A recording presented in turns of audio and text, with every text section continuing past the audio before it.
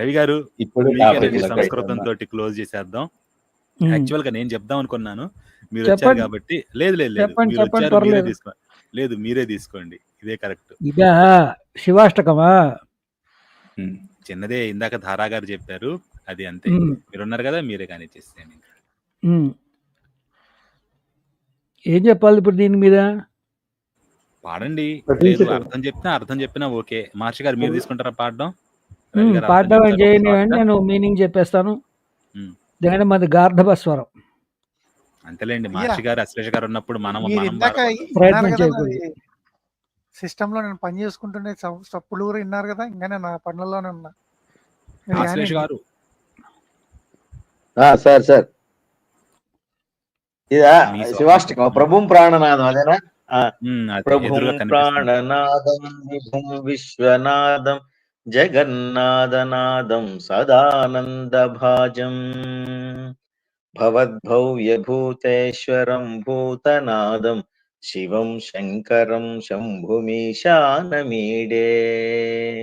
గళేరుంఢమాలం తనౌ సర్పజాలం మహాకాలకాలం గణేశాధిపాలం జటాజూటగంగోత్త రంగైర్విశిష్యం శివం శంకరం శంభుమీశానమీడే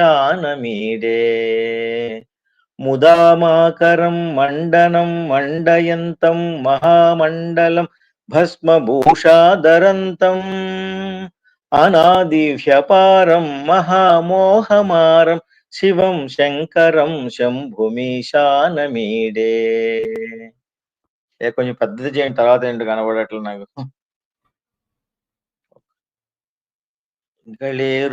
అదేనా? ఒక్క నిమిషం. వటాధో నివాసం మహాట్టాట్టహాసం. అది రెండో చరణం వస్తుంది సార్. రాదు అదే మొదట.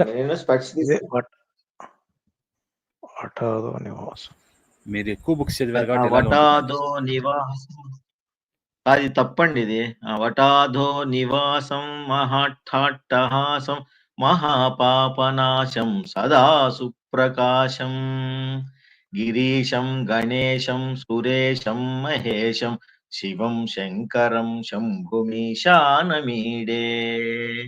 గిరీంద్రాత్మజా సంగృహీతార్ధదేహం గిరౌ సంస్థితం సర్వదా పన్నగేహం పరబ్రహ్మ బ్రహ్మాదిభిర్వంద్యమానం శివం శంకరం శంభుమీశానమీడే కపాలం త్రిశూలం కరాభ్యాం దధానం పదాంబోజనం రాయ కామం దదానం బలీవర్ధమానం సురాణాం ప్రధానం శివం శంకరం శంభుమీశానమీడే శరశ్చంద్రగాత్రం గణానందపాత్రం త్రినేత్రం పవిత్రం ధనేశశ్చ మిత్రం అపర్ణాకళత్రం సదా సచ్చరిత్రం శివం శంకరం శంభుమీశానమీడే హరం సర్పహారం చితాభూవిహారం భవం వేదసారం సదా నిర్వికారం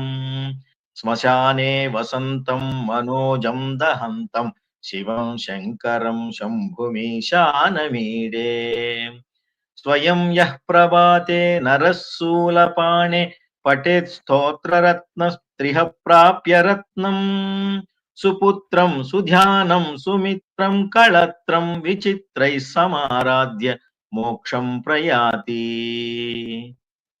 ఓం నమః శివాయ. ఒక చిన్న తప్పు ఉంది ఇందుట్లో, కాకపోతే వీళ్ళు పెట్టింది. రవి గారు చెప్తారా? బలీవర్ధ యానం అనాలి, మానం కాదు. బలీవర్ధం అంటే నంది, నంది మీద ప్రయాణం చేసేవాడని. రవి గారు మీకేనండి ఇంకా అంటే మీనింగ్ చెప్పమంటారా? సింపుల్ గా చెప్పేద్దాం టకటకమని చెప్పేసి. లింగాలు విభక్తులు ప్రభువు ప్రాణనాథుడు, విభుడు, విశ్వానికి నాథుడు, జగన్నాథుడికి నాథుడు, ఎల్లవేళలా ఆనందముగా ఆనందించేవాడు, యోగముద్రలో ఆనందించేవాడు. భవత్ భవ్య భూత అంటే భూతకాలము, వర్తమాన కాలము, భవిష్య కాలాలకి భూతనాథం అంటే భూతాలకని కాదు, సర్వజీవాలకి నాథుడు. ఈ సర్వజీవాలు ఎవరెవరు?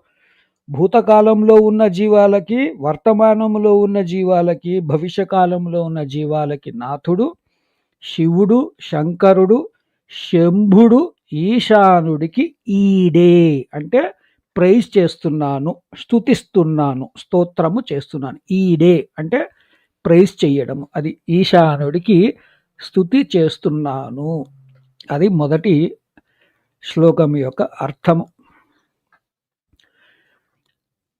రెండవది వచ్చేసి గలేరుండమాలం అంటే మెడలో రుండ అంటే కపాలాలు మాలగా వేసుకున్నవాడు.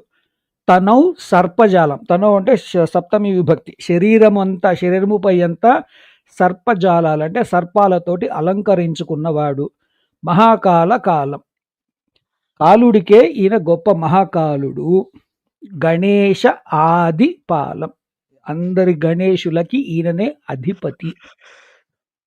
జటాజూట గంగోత్తరంగైర్విశిష్యమని కొన్ని చోట్ల, విశాలమని కొన్ని చోట్ల పడ్డ, ఛందస్సులో ఎక్కడ ఇబ్బంది లేదు. జటాజూటములో గంగ ఉత్తరంగై అంటే ఎగిసి పడుతున్న అలలతోటి ఉన్న గంగని విశేషముగా తన జటాజూటములో బంధించి ఉంచుకున్నటువంటి శివుడు, శంకరుడు, శంభుడు, ఈశుడైన శివుడికి స్తుతి చేస్తున్నాను. ఈశానం ఈడే. ఇక్కడ వీళ్ళు తెలుగులో ఏం చేస్తున్నారంటే శంభుం ఈశానమీడేకి వీళ్ళు శంకరం శంభు మీశానమీడే అని రాస్తున్నారు. అది చాలా తప్పు. అన్ని ద్వితీయ విభక్తిలో ఉన్నాయి చూడండి. శివం శంకరం శంభుం ఈశానమీడే. ఆ మకారాన్ని ఇక్కడ వదిలేసి తీసుకొచ్చి ఇకారములో కలిపి మీశానమీడే అని రాస్తున్నారు. అది తెలుగులో పట్టిన తెగులది. అది శంభుం ఈశానమీడే.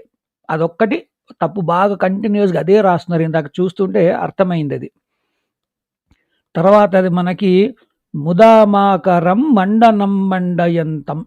ముదామాకరం అంటే శాశ్వతముగా, ముదా మాకరం ఎల్లవేళల ఆనందముగా ఉండువాడు. మండనం మండయంతం మహామండలం అంటే అంతటా ఉన్నవాడు, సర్వము తనే అయి ఉన్నవాడు. భస్మభూషాధరంతం, భస్మాన్ని శరీరమంతా అలంకరించుకున్నవాడు భూషణముగా. అనాదిం మొదటి నుంచి ఉన్నవాడు. హి అపారం, అది యన్ సంధితోటి హ్యపారం అయింది. అనాదిం హి అపారం, అపారమైన వాడు, కొలవలేని వాడు. మహామోహహారం, మహామోహాలను కూడా సంహరించేవాడు. మహామోహమారం. శివం శంకరం శంభుమీశానమీడే. అది మళ్ళా కంటిన్యూస్గా ప్రతిదానికి అదే వాడారు. వట అధో అంటే వట అధః, వటవృక్షము కింద నివాసం, అది వటాధో నివాసం. అధో అనేది ఉకారాదేశ విసర్గ సంధితోటి అధో అయింది. అది అధః అంటే కింద. వటవృక్షము కింద నివాసమై ఉన్నవాడు. మనం ఇక్కడ దక్షిణామూర్తిని తీసుకొస్తున్నారు అక్కడ. వటాధో నివాసం మహాట్టహాసం, అట్టహాసముగా ఆనందంగా నవ్వేవాడు. మహాపాప నాశం, ఇది తెలుగులో కూడా ఉంది కాబట్టి దానికి పెద్ద వివరణ అక్కర్లేదు. మహాపాపాలను కూడా నాశనము చేయవాడు. సదా సుప్రకాశం, చక్కగా ప్రకాశిస్తూ ఉండేవాడు. గిరీశం గణేశం సురేశం మహేశం. గిరీశం పర్వతాలకి రాజు, గణేశం గణాధిపతులకు రాజు, సురేశం సురులకి ఈశుడు లేదా అధిపతి, ఈశులకి ఈశుడు కాబట్టి మహేశుడు అయినటువంటి శివుడు, శంకరుడు, శంభుడైన ఈశానుడిని నేను స్తుతిస్తున్నాను. తర్వాత దాంట్లోకి వచ్చి గిరీంద్రజ అంటే గిరి ఇంద్రజ, గిరిరాజపుత్రిక అయినటువంటి పార్వతీదేవిని సంగృహీతార్ధదేహం, అర్ధదేహముతోటి ఆమెని గ్రహణము చేసి అర్ధనారీశ్వర తత్వాన్ని ఇక్కడ చెప్తున్నారు ఈ రాసిన కవి. సంగృహీతార్థ అంటే చక్కగా అంగీకరించి తన దేహాన్ని అర్ధదేహముగా గిరిరాజపుత్రిక అయినటువంటి పార్వతీదేవికి ఇచ్చాడని. గిరౌ ఇది మళ్ళా సప్తమి. గిరౌ సంస్థితం అంటే కైలాసగిరిపై నివసిస్తున్నవాడు. సదాపన్న గేహం, సదా ఆపన్న గేహం, ఆపన్న హస్తం ఇస్తాడు ఎవరికి? ఆశ్రయానికి వచ్చిన వాళ్ళకి, ఆపదలలో ఉన్న వాళ్ళకి, ఆపన్నులకి ఆశ్రయాన్ని సర్వదా ఆపన్న గేహం, ఆపదలని ఎల్లవేళలా ఆపదలతోటి వచ్చిన వాళ్ళ కష్టాలని తీర్చువాడు. రవి మహోదయ, ఈ స్టైల్ ఆదిశంకరులదే కదా, ఆయనే రాసుంటాడేమో అనిపిస్తుంది ఇది కూడా. కానీ మనకి ఎక్కడ మనకి మెన్షన్ చెయ్యలేదు. ఎందుకంటే ఈ పదాలు చూడండి, గిరీంద్రాత్మజ సంగృహీతార్థ దేహం గౌరీ సంస్థం సర్వదాపన్న గేహం అంట. ఇవి యాక్చువల్ గా వెనకాల మన పెద్ద పెద్ద మంత్రాలు కలిపాడు. దేగండి అసలు ఆ వర్డ్ చక్కగా పడి చూడండి, గిరీంద్రాత్మజ సంగృహీతార్థ దేహం, చక్కగా గ్రహణము చేసి తన అర్ధభాగాన్ని పార్వతీదేవిలో చక్కగా లయము చేసుకున్నాడు అన్న పదము చాలా బ్యూటిఫుల్ గా పడింది ఇక్కడ మాత్రం. సో ఇవి శంకర్లే చేశారు నాకు తెలిసి, అంటే ఈ స్టైల్ కరెక్ట్ పదాలు పడాల్సిన చోట శంకర్ల స్టైల్ అయితే ఒక పదానికి 2-3 అర్థాలు ఉంటూ మీరు ఎలా చూసినా ప్రాపర్ గా కనిపించటం కాళిదాసు స్టైల్. నాకు ఎక్కడ ఇది శంకరులు అని నాకు ఎక్కడ సందేహం వచ్చిందంటే వటాధో నివాసం, ఎందుకంటే దక్షిణామూర్తి స్తోత్రం రాసి ఆదిశంకరులే. ఆ పదం ఇక్కడ మళ్ళా సేమ్ అదే పడింది. వటవృక్షము కింద ఉన్నది దక్షిణామూర్తి, అందుకే వట విటపి సమీపే భూమి భాగే నిషణ్ణం సకలముని జనానాం జ్ఞానదాతారమారాత్ త్రిభువన గురుమీశం దక్షిణామూర్తి దేవం జనన మరణ దుఃఖచ్ఛేద దక్షం నమామి అన్న పదం వేశారు దక్షిణామూర్తి స్తోత్రంలో. సో సేమ్ వర్డింగ్ ఇక్కడ అదే పడింది, వటాధో నివాసం అని. అయితే శంకరాచార్యులు కావాలి, లేదా ఆయనకి ఒక పెద్ద ఫ్యాన్ అయి ఉండాలి మేబీ తర్వాత పీఠాధిపతులో, లేదంటే ఎందుకంటే ఇక్కడ శంకర్లే కనిపిస్తున్నారు నాకైతే. ఈ పదజాలం ఆయన దగ్గరదే ఉంటుంది. అందులో సెకండ్ లైన్ ఇప్పుడు ఈ మనం చదువుతున్నటువంటి 5వ దాంట్లో కూడా పరబ్రహ్మ బ్రహ్మాదిభి వంద్యమానం, ఇక్కడ ఆ పదం చూడండి, బ్రహ్మాదిభులొచ్చే పరబ్రహ్మగా వందనాలు అంటుకుంటున్నట్టు ఆయన. మీకు మిగతావన్నీ ద్వితీయ విభక్తిలో పడగా పరబ్రహ్మ బ్రహ్మాదిభిర్వంద్యమానం అని పడింది. ఎందుకు ఇక్కడ ఈ ప్రయోగం ఎందుకు జరిగిందా అనుకున్నా, అంటే ఈ బ్రహ్మాది మనుషులచే, లేదా మనుషులు అంటున్నాను, దేవతలచే తృతీయ విభక్తిలోకి వేశారు. ఆదిభిహి తృతీయ బహువచనంలోకి వేసి పరబ్రహ్మగా వంద్యమానము. అంత వొకాబులరీ ప్రయోగం ఏంటంటే మంచి పట్టు ఉండాలి సబ్జెక్ట్లో. ఎందుకంటే బ్రహ్మ ఆదులచే పరబ్రహ్మగా వందనములు అండుకుంటున్న వాడికి అయినటువంటి శివుడు, శంకరుడు, శంభుడు, ఈశుడైనటువంటి వాడిని నేను స్తుతిస్తున్నాను అన్న పదం పడింది. ఎందుకంటే ఆడుకుందారు శ్లోకాలలో వర్డింగ్స్ మాత్రం భలే బ్యూటిఫుల్గా వాడారు. కపాలం త్రిశూలం కరాభ్యాం ద్వివచనంలో పడింది, తృతీయ ద్వివచనం. 2 చేతులలో, ఒక చేతిలో కపాలాన్ని, ఒక చేతిలో త్రిశూలాన్ని దధానం ధరించినవాడు.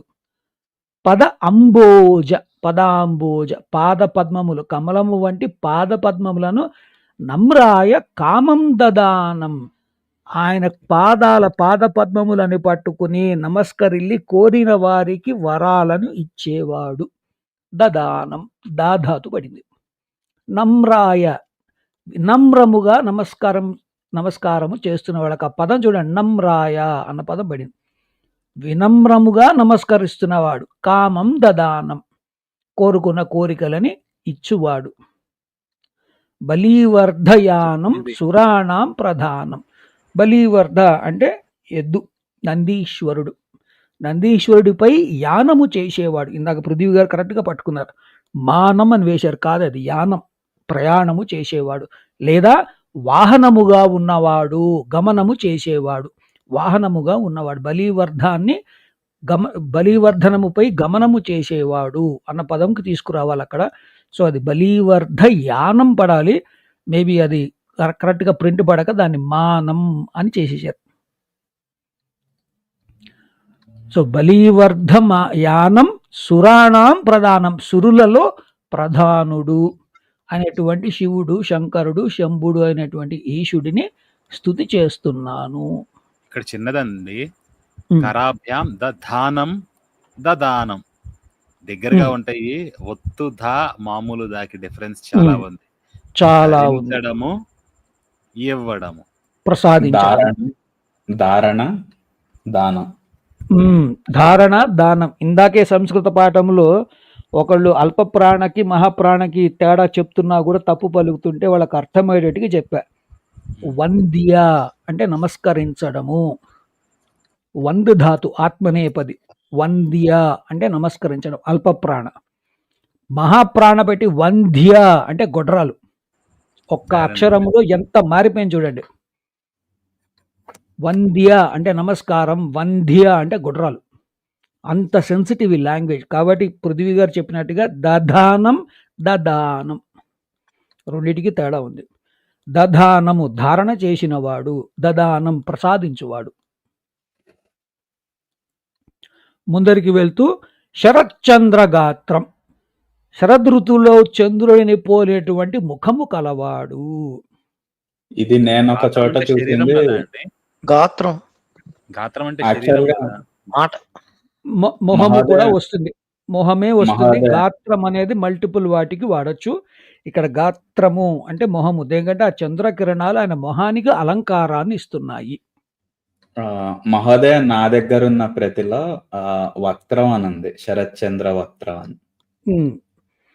సో మీకు అది ముఖముకు వరకే, అంటే ఆ చంద్రకిరణాల వల్ల ఆయన చంద్రుని తల మీద ఎందుకు పెట్టుకున్నాడంటే అది మనం క్షీరసాగర మదనానికి తీసుకెళ్లాల్సి వస్తుంది. ఎందుకంటే చంద్రుడే కనుక్కుంటాడు. ఈ రాహువు వెనకపడ్డప్పుడు శివుడిని శరణు వేడి నన్ను కాపాడవయ్యా అంటే తల మీద భూషణముగా పెట్టుకున్నాడు. అప్పటి నుంచి ఆయన చంద్రశేఖరుడు అయ్యాడు.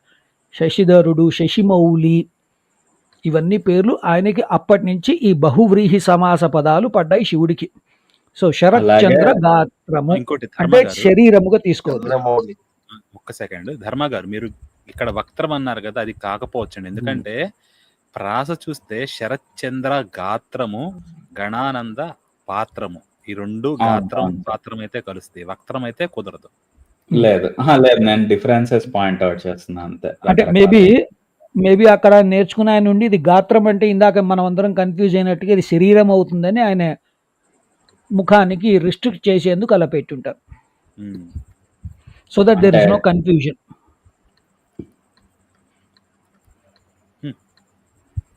అది సో గణానంద పాత్రము, గణాల అందరికీ ఆనందానికి పాత్రుడైన వాడు, అంటే వాళ్ళని ఎల్లవేళలా సుఖముగా ఆనందముగా ఉండేటట్టుగా చూసుకుంటాడు. త్రినేత్రుడు, 3 నేత్రములు గలవాడు, పవిత్రుడు, స్వచ్ఛమైన వాడు. దీనిని మనం అన్వయం చేసుకుంటే శివుణ్ణి పిలుస్తాం కర్పూర గౌరం కరుణావసారం. అలాగే మన నమ్మకంలో కూడా శుద్ధ స్ఫటిక సంకాశం త్రినేత్రం పంచవక్త్రకం గంగాధరం దశభుజం సర్వాభరణ భూషితం.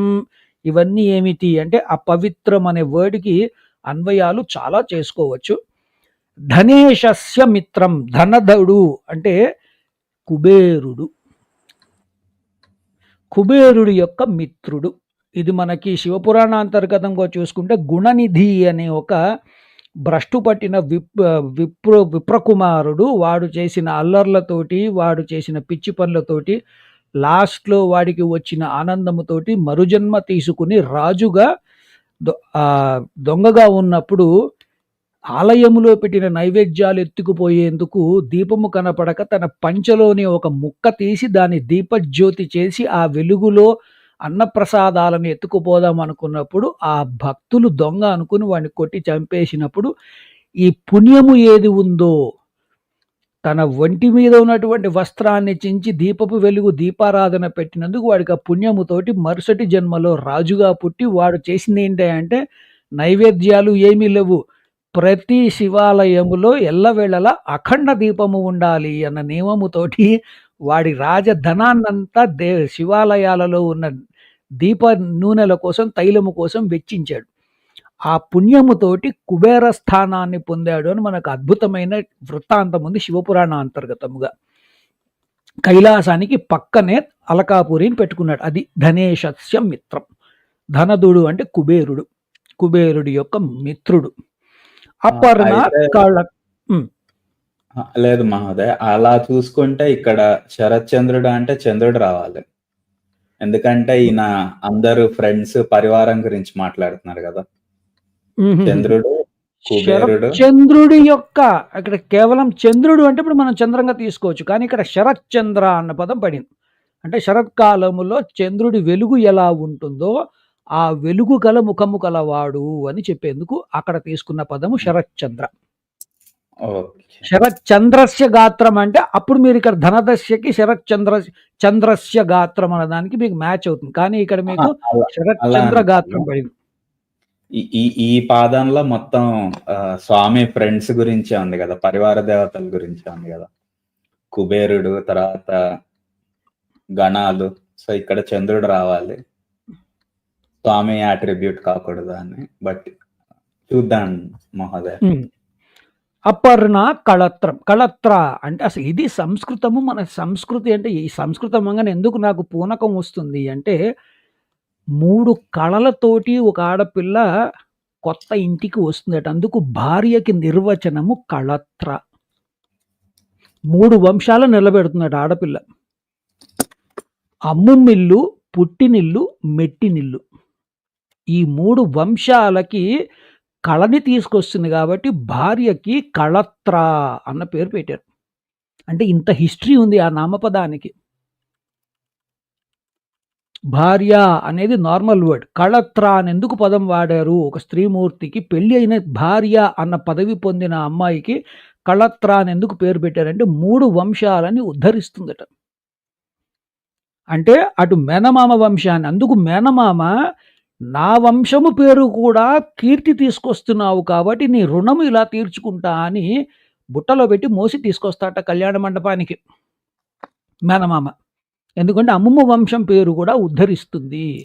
ఇటు పుట్టిల్లు వంశం పేరు ఉద్ధరిస్తుంది, మెట్టినిల్లు వంశాన్ని ఉద్ధరిస్తుంది. కాబట్టి కళత్ర అన్న పదం పడింది భార్యకి. అపర్ణ అనే అమ్మవారికి పేరు. ఎందుకంటే పార్వతీమాతగా జన్మ తీసుకున్న తర్వాత నారద మహర్షులు ఓం నమ శివాయ అన్న మహామంత్రాన్ని పంచాక్షరిని ఉపదేశము చేసి జపము చేయమన్నప్పుడు శివుడు సాక్షాత్కరించినప్పుడు ఆమె ఆకులు తింటూ కొన్ని రోజులు భోజనము మానేసి ఆకులు తింది. తర్వాత ఆకులు కూడా తినడం మానేసింది. పర్ణ అంటే ఆకులు, అపర్ణ అంటే ఆకులు తినడం మానేసిన తర్వాత ఆమెకు ఆ పేరు పెట్టారు అపర్ణ అని. అంటే ఇక్కడ అపర్ణ అంటే పార్వతీమాత. అలాగే మహోదయ, విత్ యువర్ పర్మిషన్, ఈ కళత్ర అనే పదం నేను విన్నది అంటే నాకు ఫస్ట్ టైం తెలిసింది. అలాగే భ్రాత అనే పదం కూడా నాకు ఫస్ట్ టైం ఒకేసారి తెలిసిందండి, మా గురువు గారు ఒక ప్రవచనం చెప్పినప్పుడు. So it goes back to Ramayanam.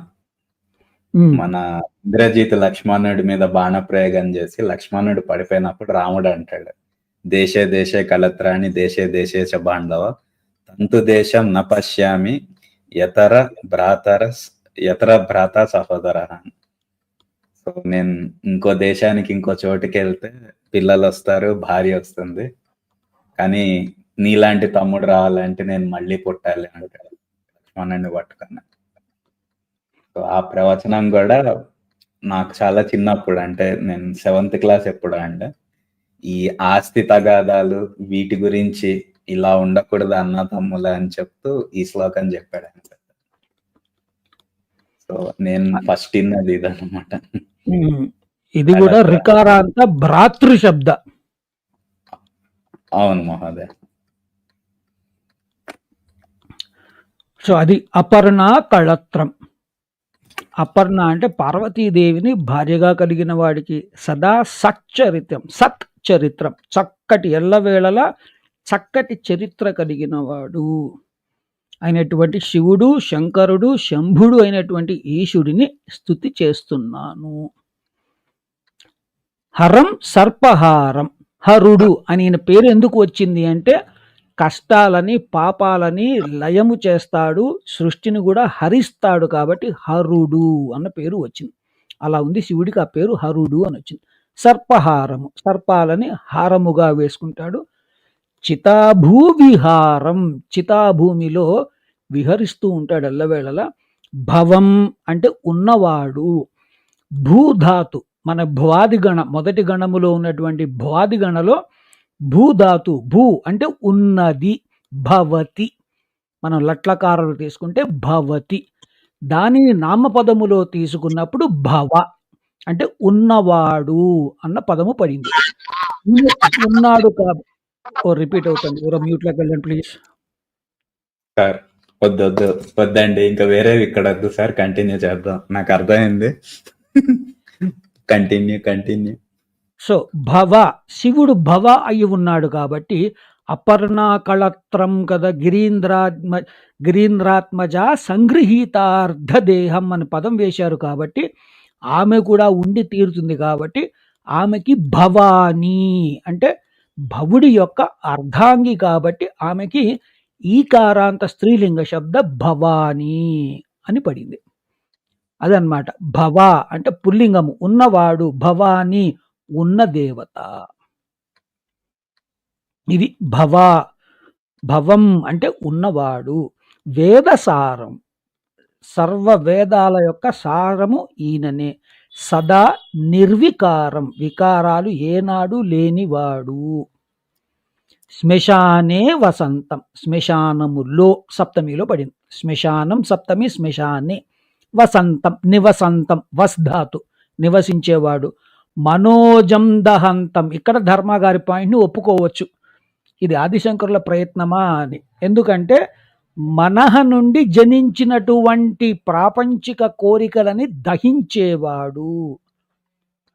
దీని ఇంకొక రకముగా ఎలా చూడొచ్చంటే మనస్సుని ప్రచోదనము చేసేది మన్మథుడు కాబట్టి మన్మథుడిని దహనము చేసిన వాడు అని కూడా మనం ఇక్కడ భాష్యము చెప్పుకోవచ్చు, నష్టము లేదు. కానీ మనస్సు నుండి జనించినటువంటి ప్రాపంచిక కోరికలని దహనము చేసేవాడు, అంతము చేసేవాడు కాబట్టి మనోజం దహంతం శివం శంకరం శంభుం ఈశానమీడే అని ఈ శ్లోకం చెప్తుంది. దాని తర్వాతది వచ్చింది మనకి ఫలశ్రుతి. స్వయం యః ప్రభాతే నరః శూలపాణే, ఏ నరుడు, యహ నరః ఏ నరుడు, స్వయముగా ప్రభాతే సప్తమిలో పడింది. కాలం ఎప్పుడు సప్తమిలో ఉంటుంది కాబట్టి ప్రాతకాలములో శూలపాణే, శూలపాణిని పఠేత్ చదువుతాడు. ఇది విధిలింగ్లో పడింది తప్పనిసరిగా. స్తోత్రరత్నం, ఈ స్తోత్రరత్నాన్ని ఎవరు చదువుతారో అది దాని అర్థం. తు ఇహ, ఇది కాస్త యణ్ సంధితోటి త్విహ అయింది. అది ఇహ అంటే ఇక్కడ.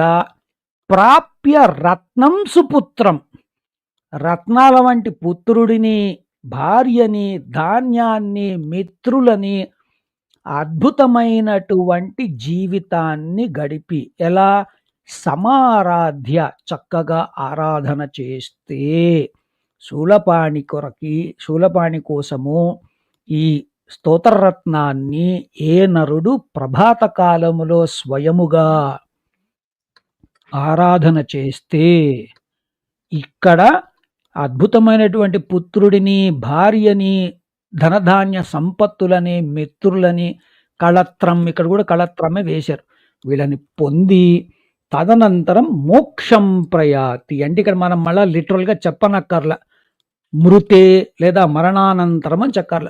మోక్షం ప్రయాతి అంటే మరణించిన తర్వాత మోక్షాన్ని పొందుతాడు అని ఫలశ్రుతి చెప్తోంది ఇక్కడ. ఇది దీని అర్థము. ఓం నమ శివాయ. రవి మహోదయ, ఎలాగో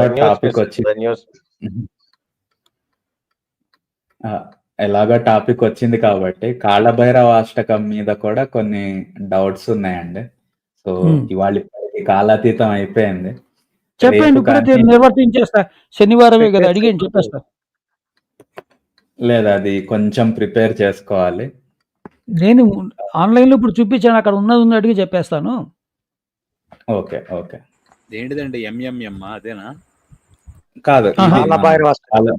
కాళ్ళ భైరవాష్టకం. దేవరాజ సేవ్యమాన పావనాఘ్రి పంకజం వ్యాళయజ్ఞ సూత్రమిందుశేఖరం కృపాకరం నారదాది యోగి వృంద వందితం దిగంబరం కాశికాపురాధినాథ కాలభైరవం భజే. వైబ్రేటింగ్ స్తోత్రం అది శంకరాచార్యులది.